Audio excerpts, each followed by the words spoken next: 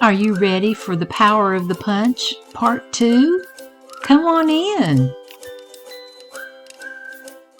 Hello everybody, it's Julia Laird with Senior Susie Stamps, and today we're continuing our little series on the power of the punch.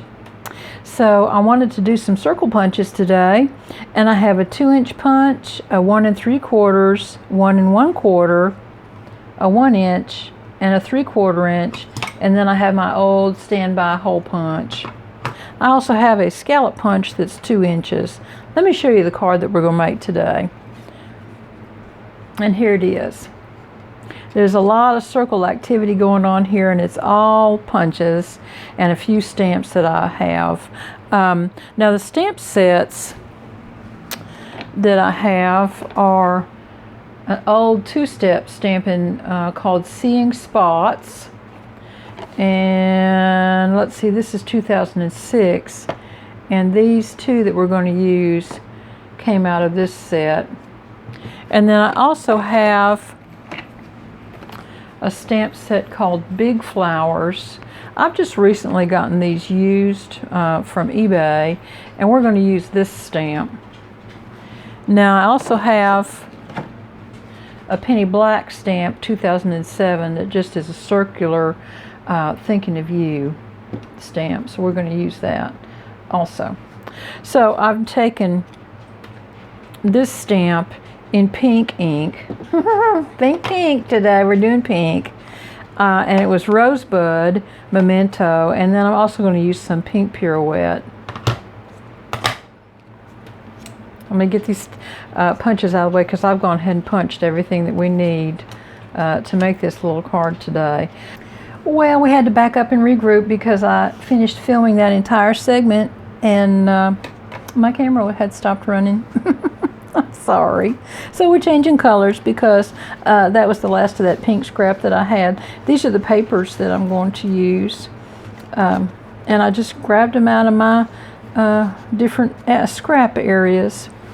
And I'm going to use Daffodil Delight ink. So again, here's a 2-inch, 3/4, and 1 1/4. There's 2 1-inch. One has a little flower stamp on it. Here's an 1 3/4, and then this is the 2-inch scallop. Now let me get these put away. And I want to show you the article. This came from Stamper Sampler, Take 10, and it was the December, January, February 2018. And I found a card on page 10, and this is the card. So you can see that this card is very, very similar to that. It's a little different, but I think these magazines give me a huge amount of inspiration for card layout. And I would strongly suggest, if you can, go to stampington.com and sign up for their information on when they do their back issue sale, which should be the end of July every year. So just a little plug for a great magazine. They are out of print, so any that you get now will be the last ones. Now I do see them sometimes for sale on eBay. Okay, now since I used my front panel, I'm going to have to cut another one, and I'm just going to cut it at 4 by 5 1/4 on my guillotine cutter. And I'm going to get my piece of scratch paper back.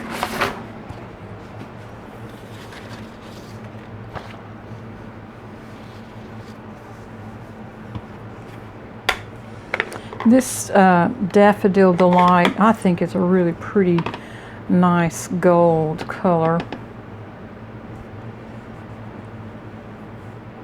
And I'm hoping this card will look all right with white.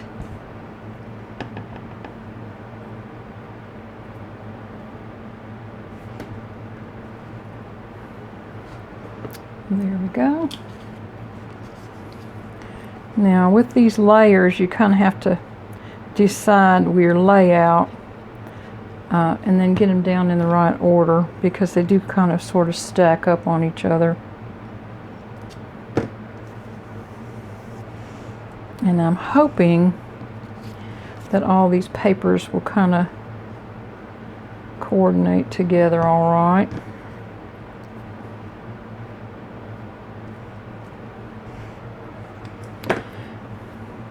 It's amazing to me how just a bunch of little circle punches can make a really cute card like this.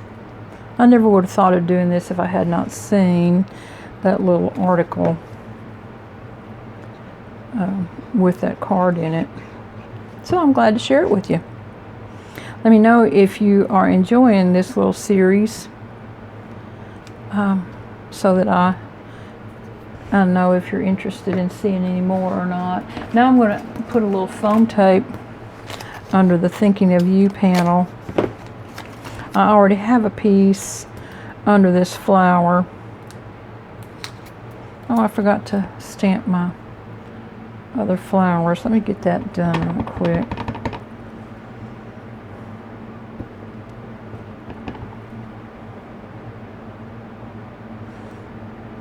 There. Now, this one's ready to go.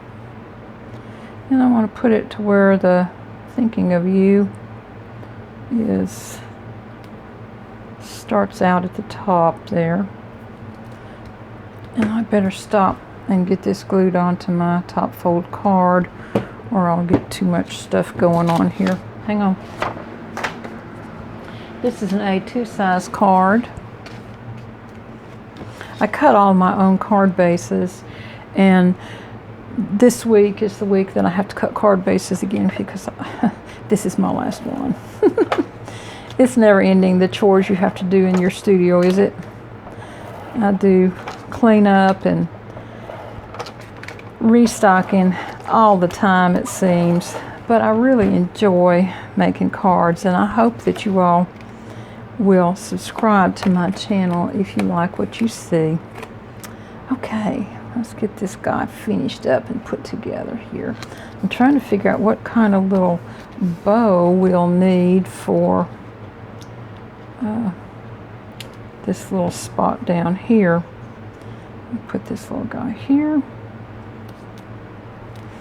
and then this one gets glued down, and I'm almost inclined to do a little purple. Let's just see.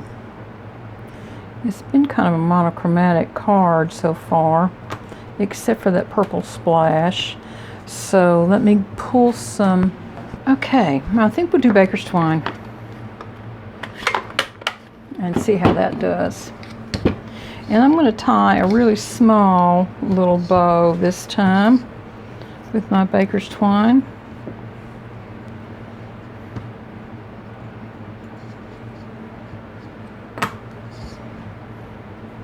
And you all know this is my 10-second bow maker.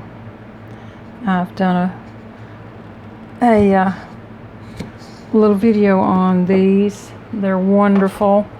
And if you don't have a bow maker, I can highly recommend them, because I'll guarantee you I would not be able to tie a bow that's that small with the arthritis in my fingers. There's just no way.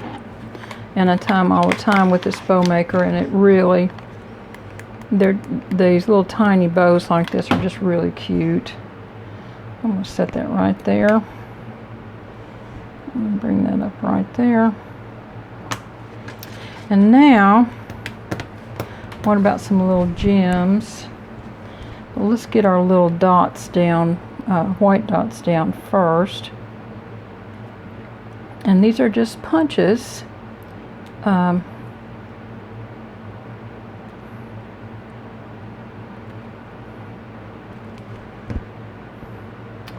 Where's my little picker guy?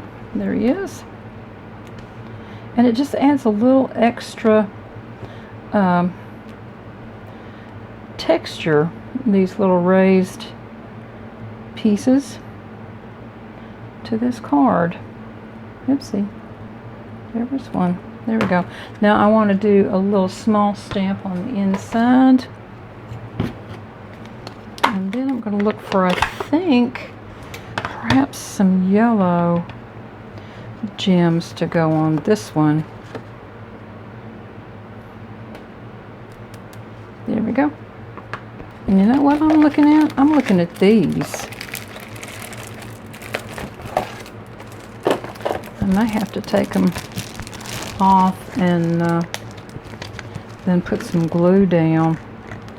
I'm thinking probably.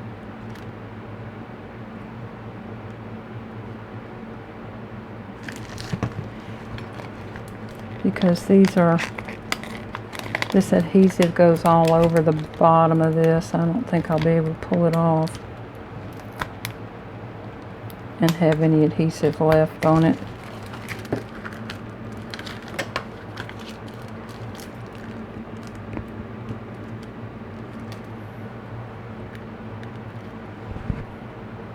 Oh yeah, I think that's a good choice in color.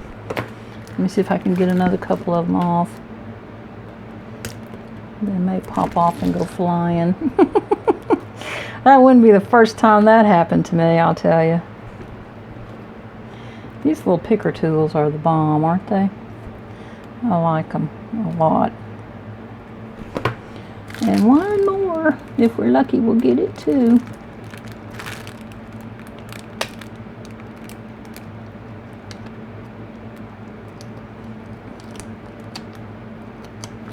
And there we are.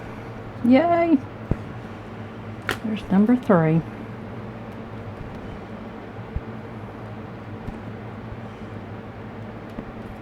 Yeah.